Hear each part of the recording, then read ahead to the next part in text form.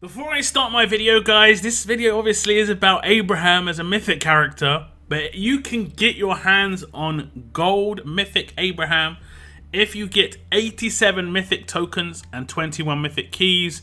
This is going to be what drops when Conquest update comes in. It's based on the S classes you have right now. I have made a calculator so you can work out what you've got so far. If you want to check that out, you should be seeing a link somewhere in the top right hand corner. But now to check out what Abraham's kit has to offer. Hello survivors and welcome to another Walking Dead Road to Survival video. And in this video we're going to be taking a first look at Abraham, who of course is going to be a mythic character. Once that Conquest update goes live, he is going to be in the game. He is part of the museum collections, as I said in my intro, which means he's going to be, available. You have to just grind those S classes out right now to get your hands on him once he goes in game. As you can see visually, he looks basically how you would expect Abraham to look. Let's be honest. The characters so far have looked great. We've had a knight in Aaron. We've had like more of an undead look with Whisperer character in beta, and now we've got a military guy looking like a military guy. That is a big surprise. He's holding the bazooka, kind of what he's famed for in RTS, because obviously there's Bazooka Abe as a 5-star, quite a famous character, very usable for a long time just because of the war towers. Now if we look at the left hand side, we can see his art. It isn't as animated as other characters' art is, but it is very intimidating. He's got the reflection effectively of his bazooka shot in his glasses, and he's kind of chilling at the moment. And if we check out his stats, you can see as a level 600 tier 5 gold mythic, he has got 14,263 attack, 13,334 defense, and 13,183 HP. He is a tough character, of course. He is considered a damage dealer. He's got that mythic badge as well, but his allegiance is going to be a member of the survivors. And I'm going to try and bring this up every time just to see what the allegiance is of these characters. I believe that would be, I'm not sure who would that, is that Carl? That's a bit dark if that's Carl, because it's got a skull with the eye and it's got the, I'm not sure there. I think you guys can try and work that one out. Now I'm going across to his Adrenaline Rush to see what that has to do, and it is called Traumatizing Blast, 66 AP cost, which is pretty decent. Deals 350% damage to one enemy. 3 other enemies get 12% of this character's attack in burn damage for 3 turns and daze for 1 turn. So this is going to be bringing in the new change that's going to be coming into, obviously, the update. All burn and bleed are going to be changed into percentage of stat. In this case, it's 12% of this character's attack, but it could be percentage of HP, potentially defense, whatever stat. It will obviously outline which stat it is in the character's rush, in the character's signature move, so on and so forth. But for Abraham here, as a damage dealer, this actually makes a lot of sense. 12% may not seem like a lot, but if we let's just say it's 10%, that's going to be 1,500 burn just to 3 characters straight away.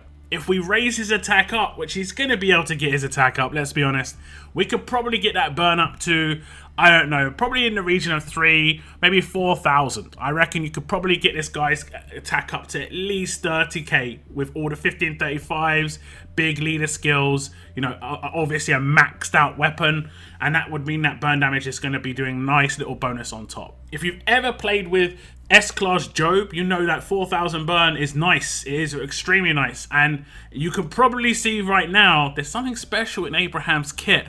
We will come to it later that will make burn very, very effective. The daze for 1 turn is very nice. That's going to stop characters' signatures moves, and that means they won't be able to do their signature moves. This is obviously going to go off generally on turn 3 unless you command him a turn early to stop signature moves on turn 2, because obviously on an attack team, you'll do your basic attack, then signature move in the first 2 turns, and then it'll be the other team's second turn where they will generally do their signature moves, but you could potentially block 3 of their signature moves and force them to do basic attacks. That can be very good against particular characters on defense teams. Okay, so here we are on the rush turn, and I'm going to focus someone on a defense team. We're going to do the rush, try and take out someone who's an alert character.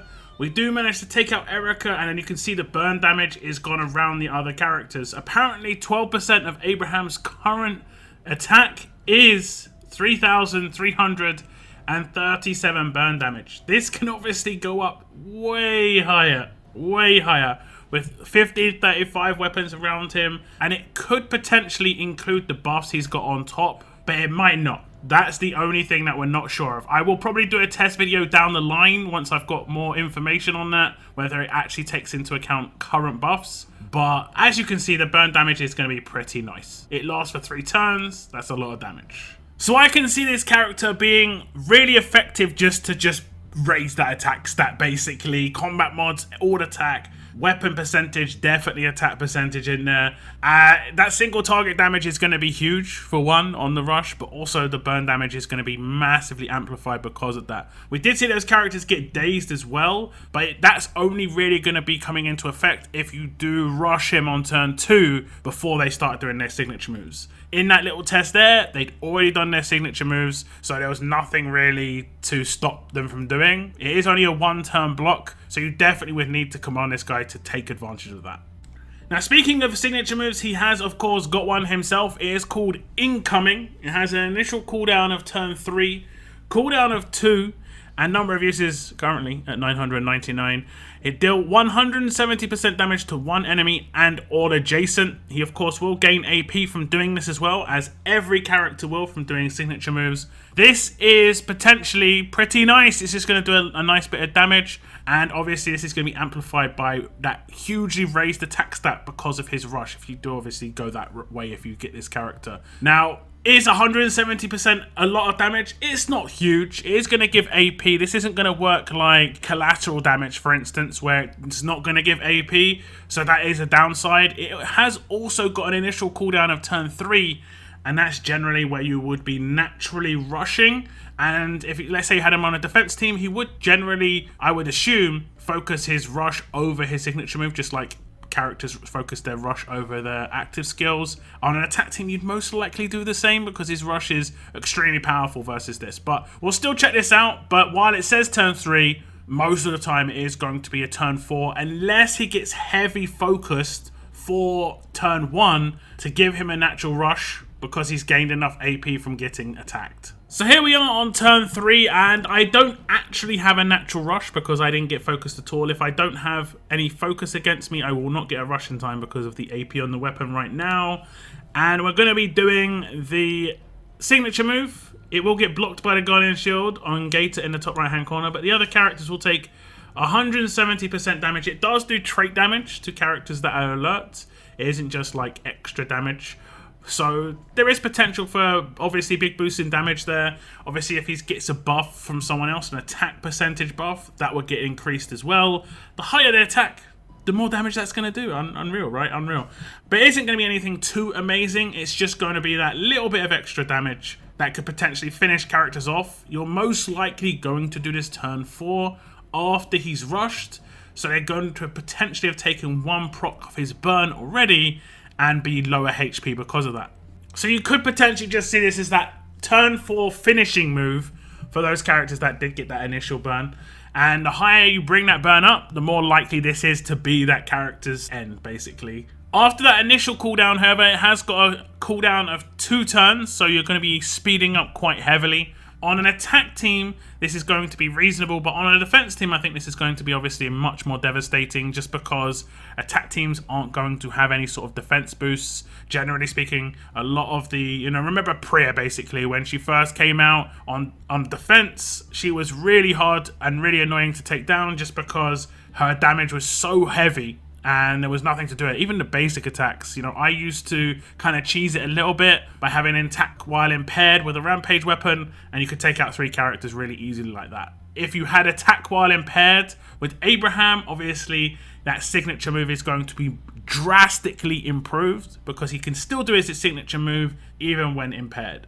Now, Abraham, of course, does have some mythic abilities. These are the passives for mythic characters. He has got agility because he is a damage dealer. Every character who is a damage dealer gets agility. It's pretty basic. 10% increase in basic attack damage. It's as simple as that. You're just going to do more damage as a damage dealer on your basic attacks. Makes sense, right? He has got 3 unique passives. One's called Improved Burn. Increase all burn damage by this character by 20%. So that's why his rush burn damage seems maybe a little bit higher. I was like, this doesn't seem like 12%, but obviously that got another 20% increase on top. Easier to see When attacked by an opponent with a burn status, he gets 15% defense. That's interesting because obviously if he takes someone out, 3 characters get burned. He's got quite a heavy chance of that actually happening. And then lastly, he's got Pyromaniac as his last passive. When this character starts their turn, 15% chance for all burn and bleed effects on the enemy team to be extended by 1 turn. That is actually pretty interesting. That's basically like having, I believe, is it the fast weapon that has extension on it, but it says for all burn and bleed effects. The fact that he does 3 burn on his rush, that means there's a 15% chance for this to happen on all 3 of those burns, which could obviously be really great. Now, I'm not going to do gameplay showing this because it's only got a 15% chance. It's just going to extend it by 1 turn. It's pretty much as simple as that. So if it's 2 turns, at the start of his turn, he's got a chance to extend it to 3 turns. 15% chance, every single bleed and burn. This sounds pretty good to me. Now, you may have noticed he has got a specialist skill which is brand new to the game.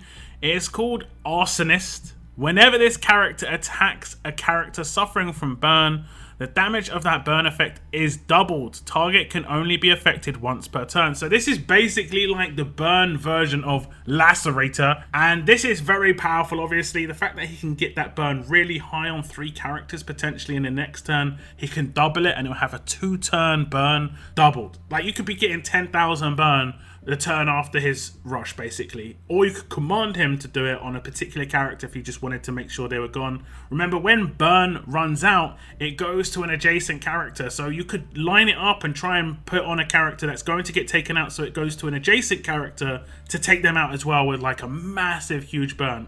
This is potentially devastating. Now, to easily test this out, rather than going through the whole ordeal of getting his rush off and everything, I'm going to do it with a basic attack with a mod. Now, mods have been changed to be percentage based off of the character's attack stat.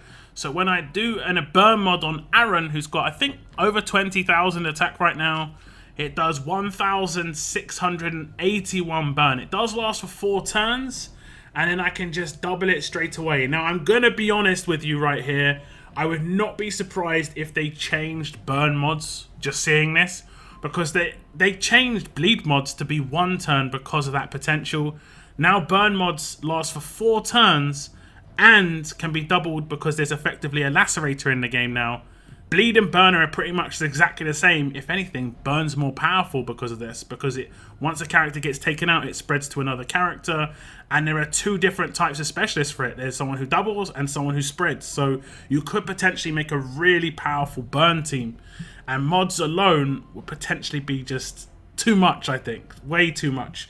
So I wouldn't be surprised if the mods got reduced from 4 turns down to like 2. I think bleed should probably be increased to 2 personally. But that's how it works with Arsonist. Obviously, pretty straightforward. It just doubles the burn up to ×2. So obviously, I think this is great, and like I said before, you're going to have 2 different types of burn specialists potentially, and that could just be a lot of fun, honestly, having someone who's got Arsonist and having someone who's got Firestarter. It's weird that basically both of those things mean exactly the same thing, but, you know, it is what it is.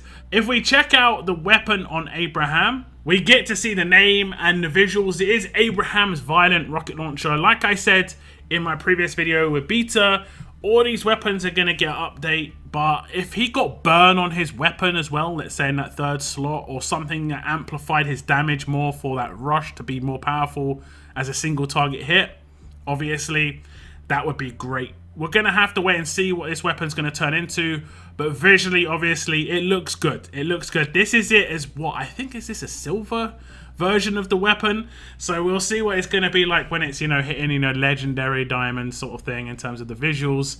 It could go crazy. If we look at his art on the left hand side, well, yeah, it looks pretty nuts. So it could potentially look like that in the end. Right now it's pretty low key, it's just green, whereas on his artwork it's all like camoed up, it's got all the attachments on it and everything. So that's potentially what could happen when you upgrade this weapon.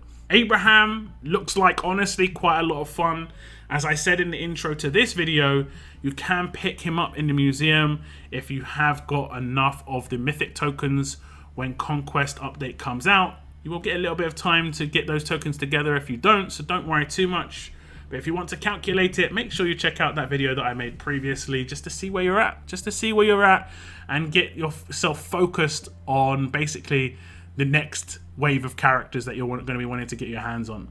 That is my first look at Mythic Abraham. Do tell me what you think about him in the comments down below. If you enjoyed the video, please hit that like button. And then, of course, hit subscribe. If you want to be notified, turn on the notification bell. You'll be told when my videos come out, when my live streams start.